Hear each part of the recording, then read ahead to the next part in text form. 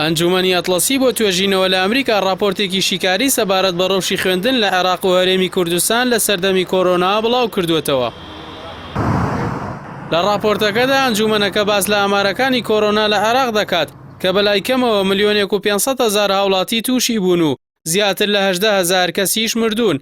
هەروەها تیشک دەخاتە سەر ئەوەی کە هەوڵی کوتان لە عێراق بە شێوەیەکی هێواش و ترسناک بەرەو پێش دەچێت و بەهۆی گرفتە سیاسی و ئەمنیەکانی عێراق چاوی جیهان کەمتر لەسەر کارەسەتەکانی کۆرۆنا و دارەهاویشتەکانیەتی بە تایبەت کەرتی پەروەردە.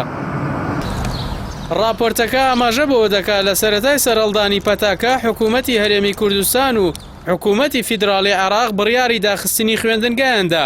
ئەمەش کاریگەری لەسەر 11 ملیۆن مناڵ لە هەرێم و عێراق دروست کرد کە شانبەشانی گرفتە ئەمنی و سیاسیەکانی دیکەی عێراق گرفتینەوەیەکی نەخوێندەواریش بۆ ئەو وڵاتە زیاد بوو. لە ئێستادا وڵات لەگەڵ کاریگەریەکانی ئەو پەتایە ئاوێتە بووە و ڕوبەڕووی دیمەنی ترسناک بووەتەوە و ئەویش دروستبوونینەوەیەکی نەخوێندەوارە.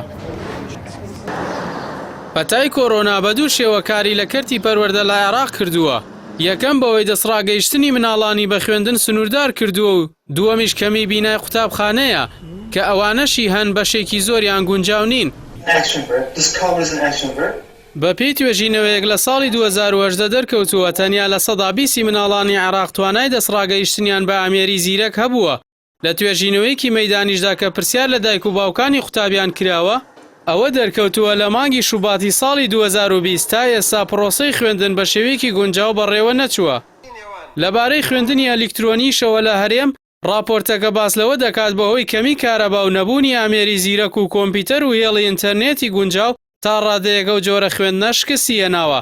لە راپۆرتەکەدا هاتووە هەردوو حکوومەتی هەرێم و عێراق بەردەوام قوتابخانەکانیان داخستووە. لە ناو ئەم داخستن و دووبارەکردنەوەیەدا بە شێوەیەکی زۆر قەرەباڵ لە قوتابخانەکان دەکرانەوە. کەرەسەی خۆپاراستنی گونجاویش کەم بوو. ئەمەش بووە هۆی ئەوەی ڕێژەی توشبوون بە کۆرۆنا زیاتر بێت.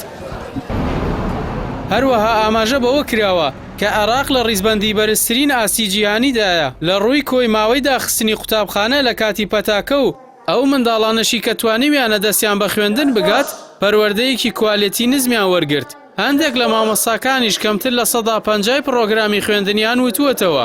لە بەشێکی کۆتایی راپۆرتەکەدا هاتووە هەرچەندە مەترسینەوەیەکی نەخوێندەوار بەر لە کۆرۆناش هەبووە، بەڵام سیستەمی پەروەردەی عێراق لە ئێستادا لە بەردەم هەڕەشەی کۆرۆنا و جێکەوتەکانیەتی کە ئەو کاتیش لەگەڵ ئابوورێکی شکست خواردوودا ئاوێتە بووە.